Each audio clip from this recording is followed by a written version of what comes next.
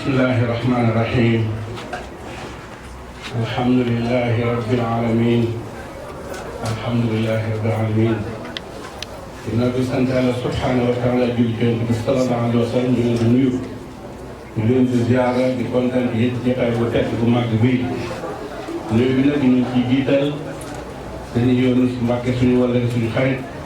ak sëñ Mourtala Fall bu ñu waxee sëñ Mourtala Fall wax nañu ndaw li muy sëñ Omar Fall muy doomam di ci teg sous-préfet di ci teg monsieur le maire ak suñu xarit Abdoulaye Tall ak ku fi nekk ñëpp ci directrice bi maanaam Khady Diatta ak ñu fi nekk ñëpp ñu leen nuyu di leen ziar di kontaan ci jotaay bi lool di kontaan ci jotaay bi lool di sant itam banque islamique man ci laa bokk depuis juróom-benn at sama doom ci lañ bokk sama rak ci lañ bokk kon man ci laa bokk waaye bu nee banque islamique tur bi dafa am doole képp ku julli daf ko ëmb te bu ñu defee lii xel yi am lu ñu war a def lu ñu dem lu xel yi dem Adja wax na ko sànq bu ñu ko gisee xel yi war a dem ci yawmal qiyaama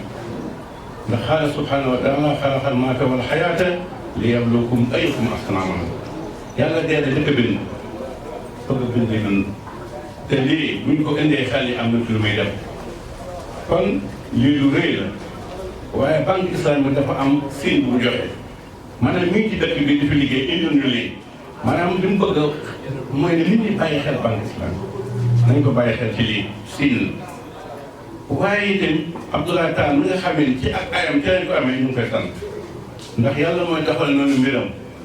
kenn ku nekk mën ngaa ay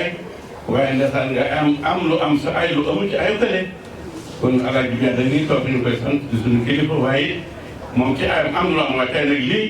Abdoulaye Tall suñu borom teg leen kon mbokk yi ci gàttal ndax temps bi dafa xat gis nga ki nga xam mooy directrice bi ñu ne jigéen la ah kay jigéen dafa am valeur ci l'islam alquran aaya illal muslimina wal muslimat fu mu tudde góor wax jigéen ba aaya ba jeex kon bu jigéen ñi gàcce ngalam waaye bu jigéen ñi bu ñu tegee seen loxo ci société bi daam wallahi alazim bu ñu tegee seen loxo mu daam bari na ay jigéen ci islam ñoom madame Imam Imran ñu jóge fa ñëw ci Khadija ñu Xuwaylid ñu dimbali Yonent bi ñëw ci Aïcha góor lim du jeex te lépp ay jigéen la bu islam eggee seen loxo nga ca biir kon jigéen ñi gàcce ngalam ñoom waaye it tamit suñu taxawaay fii tey mooy lan mooy nañu góorgóorlu nit bu baax ci jéem a bàyyi xel suñu borom subhaanahu wa taala ndax lii moom la ñuy siin la soxna ko sax lii siin la kat waaye defoon na ci gox bi loolu wax bu ñu ko amee nañ ci góorgóorlu ndax duñ ci dugal ko dund daanaka loolu rek lañ ciy dugal waaye ñu ngi ñaan nag banque islam ca kanam ilal amaam. Bonjour tout le monde. Excellence, Monsieur Abdallah Tall, maire de la commune de Mboro, Madame la directrice générale de la Banque islamique du Sénégal, vous et votre staff, Monsieur Sen, président du collectif des imams de Mboro, Monsieur le sous-préfet de l'arrondissement de Méouane, Mesdames et Messieurs, les dignitaires de Mboro, chacun en son rang et honneur, chers invités, chers compatriotes, c'est au nom du curé de la paroisse de Jésus ouvrier de Mboro, Abbé David Laman Diop, et son équipe pastorale empêchée pour des raisons pastorales, que je prends la parole pour vous adresser notre gratitude. Oui, vous dire un grand merci pour ce don que vous venez de faire à la commune de Mboro. C'est un remerciement doublé de prière à l'endroit de son éminence, Madame la directrice de la Banque islamique du Sénégal, votre institution et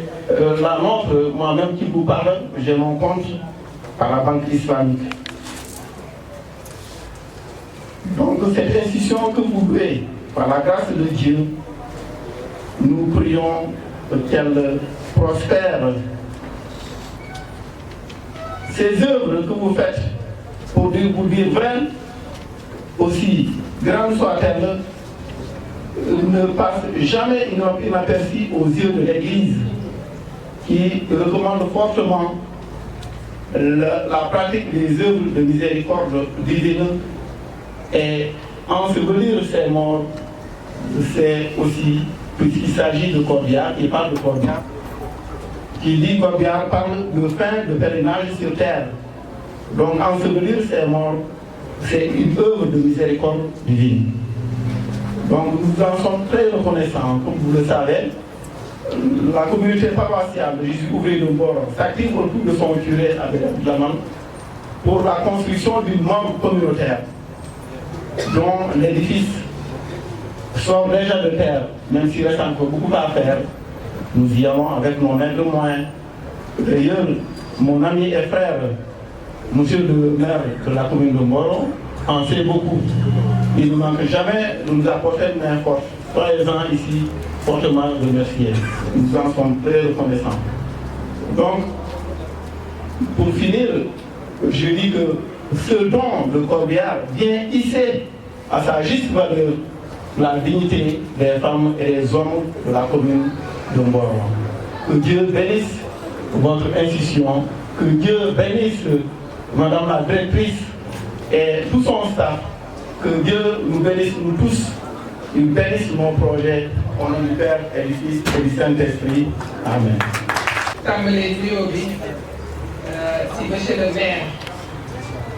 di nuyu monsieur le sous-préfet di fi toogal nguur gi di nuyu suñu sëriñ Mbàkke ñi lay ziar di ziar imam di nuyu abbé qui représenté le curé bu Mboro di nuyu conseil yi ak conseil municipal bi di nuyu population de Mboro bi di teew yi di leen dellu di leen sargal di leen gërëm parce que je pense que sargal li ngeen di wax banque islamique moo leen ko njëkk a yore bi ñuy installé wu fii en 2015 ça fait un peu plus de 10 ans la commune de Mboro moo ñu facilité suñu installation bi ñu ñëwee population de Mboro dañu adopté banque islamique donc tey bu ñu ci toogee ci cérémonie bu mel nii dañ koy ñu wax sànq rek lu jaadu la donc ñu ngi leen di delloo jukkeel banque islamique yëpp ci sama tur ak turu personnel bi di leen wax ni c'est avec une grande fierté et une profonde émotion aujourd'hui que je prends la parole au nom de la Banque islamique du Sénégal à l'occasion de cette cérémonie symbolique de remise d'un véhicule Corbière à la mairie de Mboro. Il y a quelques mois, j'ai eu à rencontrer le maire de Mboro. Il a partagé avec la Banque islamique, la direction générale de la Banque islamique, moi en l'occurrence, les difficultés auxquelles étaient confrontées les populations de Mboro. Parce que dans la zone, il n'y avait pas de Corbière. Donc lorsqu'on a échangé, nous avons décidé de signer une convention de partenariat entre la Banque islamique du Sénégal et la commune de Mboro. Et donc, le premier jalon posé dans le cadre de ce partenariat, c'est l'attribution de cette voiture, de ce véhicule. C'est un aspect, c'est une dimension sociale pour accompagner les populations dans les moments douloureux. Parce que loolu ak àdduna ñoo ànd yàlla na yéex. Donc comme je disais, le don de ce véhicule répond à une réalité incontournable, la nécessité d'accompagner les familles dans les moments douloureux, avec dignité et respect. Il est destiné à alléger une partie des charges et des difficultés logistiques liées à l'organisation des funérailles. Nous espérons que ce geste permettra à la mairie de Mboro de mieux répondre aux attentes de la population et de renforcer les liens de solidarité qui sont essentiellement la cohésion de toute la communauté. Je tiens à saluer la mairie de Mboro et son équipe pour leur dévouement envers les administrés. Cette collaboration marque une étape importante dans notre engagement à accompagner les collectivités locales dans leur initiative sociale. Aujourd'hui, nous sommes engagés auprès des populations. C'est une volonté affichée de la Banque islamique d'accompagner les localités dans lesquelles on est installé, de les accompagner à promouvoir le développement économique local, le développement des activités, mais aussi d'accompagner, d'apporter cette dimension sociale qui permettra en tout cas de faciliter et d'alléger beaucoup de préoccupations qui sont actuellement les nôtres. La Banque islamique du Sénégal continuera à jouer son rôle de partenaire de développement en soutenant des projets qui ont un impact direct et positif sur la population. Permettez-moi de réitérer notre profonde gratitude pour l'accueil chaleureux qui nous a été réservé aujourd'hui à moi et à toute l'équipe de la Banque islamique du Sénégal. Ce moment symbolise notre volonté commune d'œuvrer pour une société plus solidaire et plus harmonieuse. Nous restons à votre écoute, nous restons à vos côtés pour bâtir ensemble un avenir meilleur pour la communauté de Mboro et pour tout le Sénégal. Je vous remercie pour votre attention et que ce corbillard serve avec noblesse et bienveillance à toute la communauté. Merci à vous. maa ngi commencé samay kàddu ci tudd yàlla ci turam yi maa ngi julli ci yonente bu tedd sallallahu alayhi wa sallam di wax ñi fi teew ñëpp asalaamaaleykum wa rahmatullah yéen ñëpp maa ngi leen di nuyu bu sell bu tedd ñu ngi wax monsieur le sous-préfet ki nga xamante ni bii moo fi teewal état du Sénégal monsieur Cheikh Tidiane Sow di ko jox suñu nuyoo buñ ci jógee ñu jox nuyoo bu gën a tedd gën a sell ki nga xamante ni bii mooy gan gi ngeen baal ma waaye noonu la jóg ñëw teranga ju toll nii mu indi ko Mboro defe naa buñ jëloon nuyoo bépp teg ko ci loxoom ak ngërëm yëpp teg ko ci loxoom yéen ñëpp di ngeen d'accord parce que lu mel nii ku la ko defal defe naa ni defal na la loo xam ne moo doo koo fay kon nag madame la directrice asalaamaaleykum wa rahmatullah ñu ngi lay nuyu di la gërëm di la sargal di jël nuyoo ak cantu Mboro ak arrondissement Meouane ak maire yi nga xamante ne bii moom maa leen jiite lépp ñu teg ko sa loxo lépp di cant ak ngërëm may nuyu aussi ñi nga xamante ne bii ñoo ŋànk diine ji toog fii Serigne Younous Mbacké sëtu Xaadimu Rasuul di nuyu ki représenté imam yi di nuyu ki représenté curé bi di représenté aussi chef de quartier yi di nuyu ñëpp bi loolu jàllee vraiment sama jël kàddu ak cant ak ngërëm la parce que ñun duñ naan ku yàgg ci loxo nuñ la yoree nga xam ko ku yàgg ci loxo nuñ la yoree nga xam ko ñun nag am na loo xamante ne bii ay jaar-jaar ak fu ñu xam waaye dama leen wax ne leen rek banque islamique wuute na ak banque yeneen yi parce que banque bii defe naa ni moom bokkul ak banque yi bu xataan nit ñi nga xam da nga fay def say dépôt boo demee sax boo koo jël ñu naan la xaaral ba subaak ñëwaatal ginnaaw subaak man banque bi ma nekk wax dëgg yàlla du banque islamique waaye ñaari yoon ba ñett yoon dem naa bëgg tëj sama compte yor sama saag ni leen li ma am ci xaalis defal leen ma ko fii ma dem parce que man ñi xaw ma ko loolu nag doonul banque islamique kon nag ñu ngi leen di gërëm di leen wax ni leen ngeen gën koo jàpp parce que mbir mi jàppal ma jàpp la Kajoor nag kenn gën leen a gore defe naa ne banque islamique defal na leen loo xamante ne bi kenn defal gu leen ko parce que ñun yàgg nañu fii commune bii lii banque islamique def ñëpp ami banque kenn du banque yi waaye man ba ma juumee ngeen gàgganti ma defe naa li kii ñii def kenn defal ko fi ku ko fi xam nag nga wax ma ko pour bu ëllëgee ma mën cee gàgganti comme nag comme ku la defalul loo xamante ni bii loo ko mënta defal liñ ko war a sant mooy jàpp cal mu war a la muy def man banque islamique xam naa leen bu yàgg parce que bi ma nekkee fële université bu Dakar COUD collaboré nañu ñoom ci lu bari xaw ma boobu ma xam directrice ma nga xam de waaye man maa doonoon adjoint directeur COUD doon le chef des services administratifs defe naa waa restaurant yeeg yooyu defe naa liggéey ngeen ba tey ci lu ma wóor ci lu ma xam ci léeg-léeg bu demee ba mbir mi tàkk ba dëgër maanaam subvention yi xaw a yeex ñu ñëw ngeen defal leen ay facilité am na ci ñoo xam ne ma tudd seen tur waaye xam ngeen xam naa donc kon ñii yàgg naa leen xam yàgg nañoo liggéey ñoom ci turu Abdallah Tall di suñu xarit di suñu kóllëre ñi ngi lay sant ci tund association des maires Abdallah wax dëgg yàlla day ko yaru ku baax koo xamante ni xam naa li mu yéene commune Mboro yemul ci yéene commune Mboro li mu yéene damay wax sa département Tivaouane ak Thiès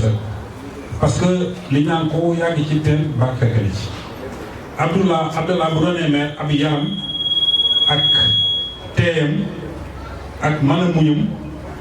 ak xaar parce que loo xaarul du la fa fekk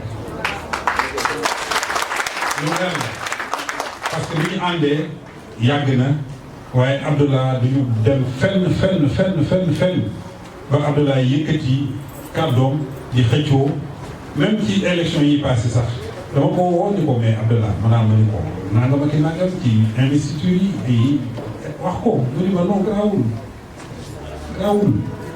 donc di xaarul moo tax daal ñu ñaare ko xam ngeen am ngeen koo xamante ni bii ku jafe la ku yaru ku maandu ku bëgg commune am ku gëm yàlla ku nangoo liggéey loolu nag ko am dañ ko jàpp loolu nag yàlla defal nañ ko sunu maire ba tamit nga xam ni mooy sama doom bàjjen la moom lay tooñ léeg-léeg naan ko maire Sénégal yëpp yaa ci gën a njool moo ko waxee mu naan ma surtout ma la waaye tamit maam moom xam nga ni moom a gën a njool sama doom bàjjen la moo tax ma di ko tooñ moom tam ko jàmbaar la boo demee commune am defe naa commune yi nekk ci département benn commune wu li mu am ak électrification courant moom laay wax ndox yoon ñun dawaguñu ko moo tax léegi-léeg ma ni ko moom yow bu xëccoo jotee nañ xëccoo yow waaye gars yi du xëccoo kon nag loolu laa doon wax daal mbooloo ñu ngi leen di sant leen gërëm. ginnaaw ba ñu sant yàlla julli ci yonent bi sallallahu alayhi wa sallam ñoo ngi sant képp ku fi teew seen teewaayu tey bii wane na seen cofeel ci seen dëkk bi nga xamante ni moom ngeen am muy Mboro mënoon nañoo woote kenn du teew waaye nag xàmme ak ràññee dafa baax ci doomu adama nit bu la defalee lu baax ñëwal nga ko jërëjëf tey li ñu fi dajale mooy ñëw sant si góor yu baax yi sant si waa banque islamique du Sénégal ci njiit la muy seen directrice ànd ak ñoom ñëw ba fii ñun ñëpp ñu xam li nekk ci jotu directrice ku yor banque boo xamante ne ni Sénégal gépp yaa ko yilif ñu nit bu ne dañ lay soxla su la jaralee nga bàyyi ko nga ñëw wax say adjoint wax sa direction bi yëpp dañu ñëw gunge la kii dafa am fu mu teg Mboro même bu fekkente ne dañuy fay naar ba xoromam parce que ñoom ba ñu ñëwee Mboro en 2015 soxla fi suuf soxla terrain yaakaar naa ne dañ leen koo jox ndax xamoon nañu suñu njëriñ la waaye malgré tout ñoom loolu fàttewuñ ko moo tax tey ñëw nañu ci ñun avec une des qualités très rares de nos jours la reconnaissance. Merci madame ñoo ngi lay ñaanal sunu borom mi nga xamante ne lépp loo def te yàlla rek tax moom mu fay la yàlla na yàlla fay suñu xol sedd na parce que sagal ngañu lii dafa nekkoon problème ci Mboro ñu soxla woon ko lool mu jafe ñu lool ba ma ñëwee sa bureau toog waxtaan ak yow da nga ma dégloo xel waaye da nga ma rassuré xamal ma ne lii nga soxla bu soobee yàlla dinaa la ci jàppale bés boobu la sama xel daal ba ma dellu see ak tey ñaar ñi ma boole loon maa ngi di sant yàlla maa ngi leen di sant ndax seetaan nañu ma ci dara muy Sidi Alpha Bey muy madame Ndiaye Leena minute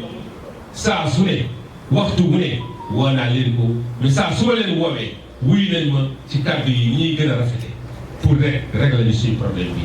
tey nag bu problème boobu sottee war naa leen a sant waaye war na maa sant équipe bi nekk ci ginnaaw gépp même bu ne ñoom xamuñu ma leen su ma waxee ñaar ñi ne leen équipe yépp laa sant ñoo ngi sant bu baax waa banque islamique ci xéewal gi nga xamante ne nii defal nañu nit nag bu la defalee xéewal yoon la nga woo sa population ne leen kii defal na ma xéewal Mboro mooy suñu population ñoom dañuy liggéey ak ñun nekk fii implanté fi benn banque bii ñu implanté fii yaakaar naa ne ñu bëri ci yéen xam nañu kan mooy madame Mbacke mi nga xamante ni moom moo nekk Tivaouane léegi nekkoon fii ci Mboro def fi liggéey bu mucc ayib Fall remplacé ko nekk fii ci Mboro di def liggéey bu mucc ayib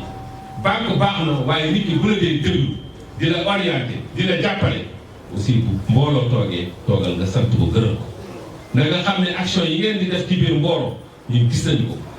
loolu nag tax na ñu def benn partenariat bi ñu def dafa dugg ci cadre bi ñu wax RSE ñoom dañoo implanté wu fii ci Mboro di liggéey ak waa Mboro soxna si ne ma dinaa la jox corbillard bi nga bëgg waaye ñun duñu yem ci loolu yeneen action yi fi lu jëm ci jigéen ñi lu jëm ci ndaw ñi ak yi ni mel saa soo amee yenn soxla yi ñëwal ñu toog waxtaan lépp loo xamante ni mën naa la ko jàppale bu soobee yàlla dinaa la ko jàppale. waaye ku la wax loolu defal la loolu su ñëwee teraanga boo am war nga ko teg ci loxo kon madame jërëjëf suñu xol sedd na kontaan nañu bu baax ñoo ngi lay sant bu baax yow ak sa équipe bi nga àndal maa ngi lay xamal ne ñi nga xam ne yaa ngi collaboré ak ñoom ñu ànd ak yow di liggéey ay nit ñu baax lañu waaye ay nit ñu dégg sa ndigal lañu ñoom dañ ñu ngi def le nécessaire ci sa ginnaaw boo ko yëgee ak boo ko yëgul lii nag day corbillard boo xam ne ñoom dañoo bind commune de Mboro commune de Mboro mooy corbillard bi mais man gëm naa ne c'est plus étendu ce sera pour l'arrondissement de Méouane tey jii na nga xam ne waa Méouane amuñu corbillard waa Darou Khoudoss amuñu Taïba waa Taïba Ndiaye amuñu corbillard te nit ñi ñëpp ay doomu day lañu kon tey lii bu nekkee fii képp koo xamante ni soxla na ko ci ñoom bu soobee yàlla seen biir lay doon incha allah rabbi kon nag madame la directrice jërëjëf mu te weesu jërëjëf mu ngi bëgg a naaj na nga xam ne li nekk ci xol yi làmmiñ bi mënu ko génnee waaye kontaante la ñu am. Monsieur le maire de la commune de Méouane, monsieur le maire de la commune de Taïba Ndiaye, messieurs les délégués de quartier, madame la directrice générale de la Banque islamique du Sénégal, messieurs les imams de la commune de Mboro, monsieur le curé, mesdames les badianou Gor, monsieur Serigne Younous Mbacké, chef religieux, distingués invités en vos qualités, rangs et grades. Tout d'abord à toutes et à tous, je vous souhaite une bonne et heureuse année 2025. Chers invités, c'est avec un très grand plaisir que je viens aujourd'hui, au nom du sous-préfet M. Abdoulaye Ndiaye empêché, présider la réception du corbillard offert par la Banque islamique du Sénégal à la commune de Mboro qui en avait tant besoin. Madame la directrice, le corbillard flambant neuf d'une valeur de plus de 25 millions entièrement équipé est une voiture spéciale. Mais elle effraie les populations. Quand même, elle est d'une importance capitale, car c'est un moyen de bord qui permet d'amener nos morts au cimetière. Madame la directrice, malgré le fait que nous ne souhaitons pas son utilisation fréquente, c'est un besoin essentiel pour la société parce qu'on ne peut pas vivre éternellement. Tous ces dons que vous faites de manière désintéressée, en guise de contribution dans les œuvres sociales pour les populations.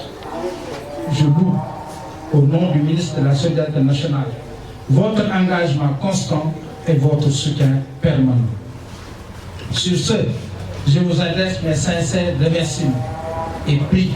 qu'Allah subhanahu wa ta'ala agrée cette œuvre de votre structure et lui apporte son soutien en toutes circonstances. Je tiens à vous assurer que le corbillard sera utilisé à bon escient. Je vous remercie de votre attention.